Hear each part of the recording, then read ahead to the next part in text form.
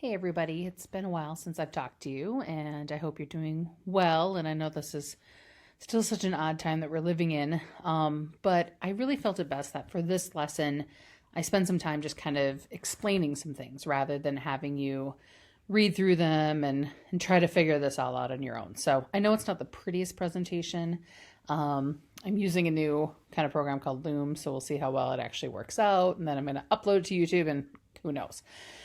So anyway, we are in the second unit, technically, of what we would teach in World History B. And our focus for this one is that we are shifting into a time period in history in which we are transitioning from a lot of chaos through the era of revolutions to now the industrial age and ultimately something known as imperialism. Now, typically in U.S. history, you guys knew or you rather presented different types of imperialism, whether it be what the U.S. Was involved in, or even to some extent the British. This is technically a different time in history than the era of exploration. Okay, so when we talked about Columbus and the Spanish taking over the New World, that was the 1500s into the early 1600s. With this, we are focusing mostly on the mid to late 1800s. And we're going to talk about kind of the lead in this particular juncture, as well as how this kind of compares to what other people are doing at this point in the world. So the transition to industry into imperialism is really very closely connected, and I'll try to kind of get you guys to understand that as we go through this. One thing that you should know right now is that in the 1800s, we have an increasing sense of nationalism that's occurring. Typically, when you guys hear somebody being referenced as a nationalist nowadays, it's kind of viewed as a negativity. The idea basically is that you have such a strong feeling of pride in your country and you're so devoted to it that essentially you would do whatever it would take to defend it. As we get into the end of the 1800s, that sense of nationalistic pride is going to actually allow us to have the creation of both Germany and Italy, which both come about in 1871. So if you have family, like your heritage is German or Italian, those countries technically were not unified until 1871. Nowadays, when they reference nationalism, a lot of times it kind of harkens back to nationalist fervor that not only fed the outbreak of World War I, but also the outbreak of World War II. So in many sense of the word, it's really become kind of a negative concept. So our focus for this PowerPoint really is on the British and the British Empire that expands quite rapidly during the era of imperialism. In fact, we kind of want you guys to associate imperialism in the 1800s really with the British because they are leading the way. There's this famous quote, "The sun never sets on the British Empire," which really exemplifies the fact that the British Empire was so large, particularly at the end of the 1800s into the early 1900s, that you could go to any part of it in any hemisphere basically, and the sun was up. So extremely large empire, even though of course they lost us as colonies in the 1700s. That is not the end of their empire. I don't know why we have this slide, but I just keep it in because it's so funny because someone along the way in World History PLC decided to type imperialism a bunch of times. So there you go. All right, so this cartoon's always been kind of a fun one because it kind of gives you a sense of, here's a primary source. This was a cartoon that showed up in a newspaper, and it kind of gives you an idea of the way that the British kind of had their tentacles in all different parts of the world. And of course, this thing doesn't even show all the areas, but you can see things like Jamaica and Canada and India and Egypt. By Egypt, you have the Suez Canal, Malta, Ireland, Borsland, which would be South Africa, Gibraltar, Australia, and then Cape Colony was another area in South Africa. So those are some of the areas that they had pretty much exclusive control over as we get into the 1800s. Imperialism itself really references an idea not just taking land, but that you dominate this country, its political aspects, economic, cultural life, and it can be either the country or a particular region in the world. The U.S. has not, didn't sit this out, I should say. In U.S. history, especially if you guys took APUSH, you probably remember things like the Monroe Doctrine or the Spanish-American War, which really became kind of our way of influencing the Western Hemisphere and asserting our control. So that was kind of what the U.S. was involved in at this time. As far as the rest of the world, the British really lead the European model, but we are going to focus on really this week some other countries in Europe that start to assert their control in different pockets of the world. So why do this? Like, what is really the goal? There's kind of four main reasons, and some of these, if you kind of think about it, seem a little bit like games that you have played, like objectives and perhaps video games or board games like Risk, for example. And that's honestly how, if you can remember it that way and understand it that way, then go for it. Certainly, we had you guys focus on the last assignment about agricultural revolution and how that eventually led to industrialization. Well, the reality is that by the 1850s, you have industrial growth not only in Great Britain, but also in the continent of Europe. And there becomes competing faction for resources. So as these factories start to get built, they need more stuff, basically. And they need things that they can't naturally get in their own countries. So they're going to go out into the world and essentially look for these raw sources of materials. But then they also are going to look for more markets to sell to. So economic reasons is a huge component of why a country would go out into the world.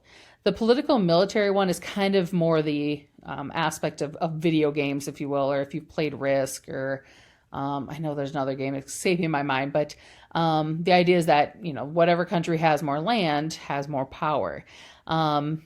As we start to build up navies, particularly in the U.S., for example, you're going to start to look for regions in the world that can act as refueling stations or places you can put military installations.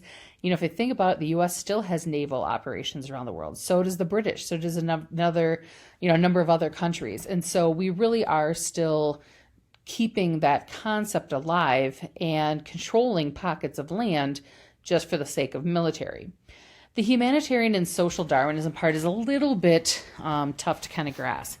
The humanitarian component is a concept that was really pushed out to the British public to kind of sell the idea of why they should go out to other parts of the world and basically kind of take it over. And they pushed the concept that it was kind of their duty to go out and to help, as they called it, their little brown brothers and sisters, which I know sounds extremely racist, but this is 1800s England, and that stuff kind of went. Some believe they had a duty to spread Western civilization, Western medicine, Western law. Along with that came democracy, the ideas of it, I should say, not necessarily the practice. And then, of course, the spreading Christianity.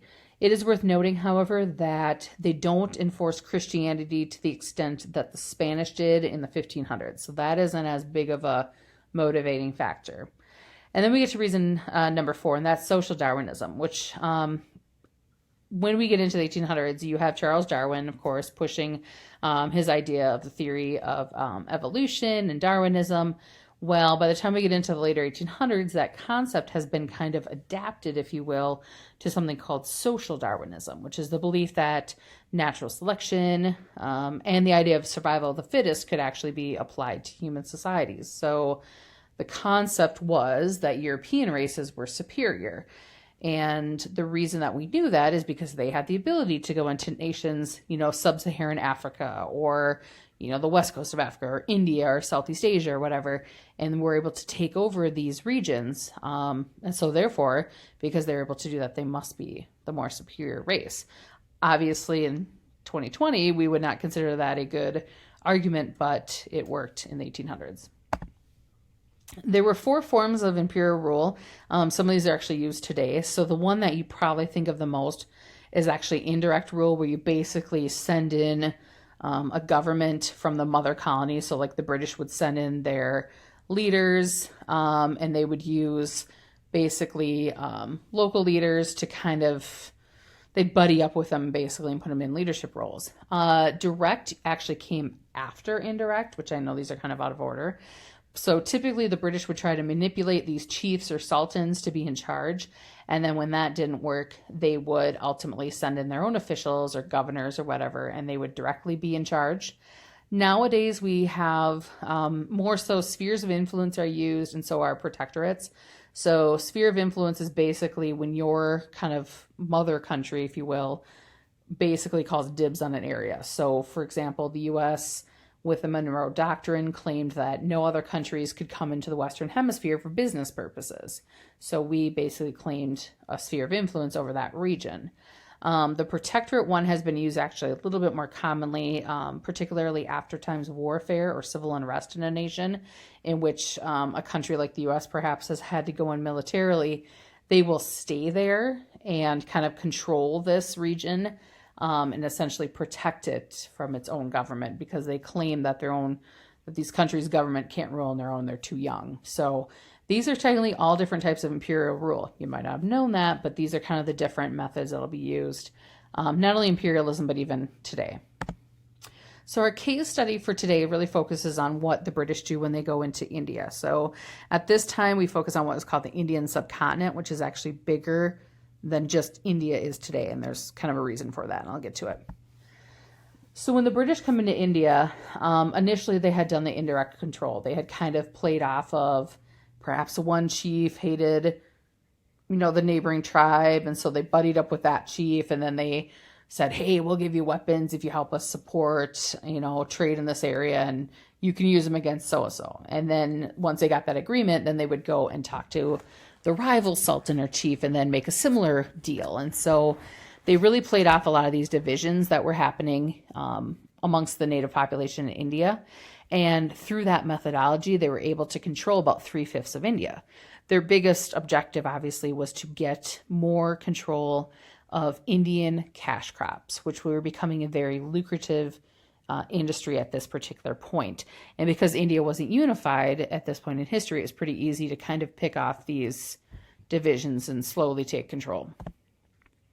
As far as British policies go, the Brits do bring in more of a Western-based education system. In fact, one of the things they promised a lot of these chiefs or sultans is that if these chiefs or sultans made a deal with them, then the British would take their eldest sons back to Great Britain and educate them in London, for example, or Scotland, or whatever the case may be. So they would do a lot of those kind of deals to introduce Western education. They also brought in Western legal procedures, although that really involved more so bringing in British like magistrates and attorneys who would oversee the population, not necessarily encouraging Indian natives to themselves become attorneys. They would have some conversion to Christianity. Hinduism is the predominant religion in India, still is to this day. At this point, you had a strong, of course, majority of population that was Hindu, but you had a very strong minority that was Muslim, and that's going to cause actually some issues later on. But when the British are there, everything's kind of kept under control. Some of the things the British did do actually related quite a bit to Hindu practices. So the Brits worked to end slavery in the subcontinent. They got rid of the Indian caste system, which they felt was fairly barbaric. Most of us would say that's a good thing. The reality, of course, is you have to understand is that they are asserting their religion and their Western practices on a population that didn't maybe necessarily want that. And then they outlawed a practice called sati. And sati is actually this picture that you guys see on the bottom right. And what would happen is Hindus believed that women were not allowed to remarry if their husbands died.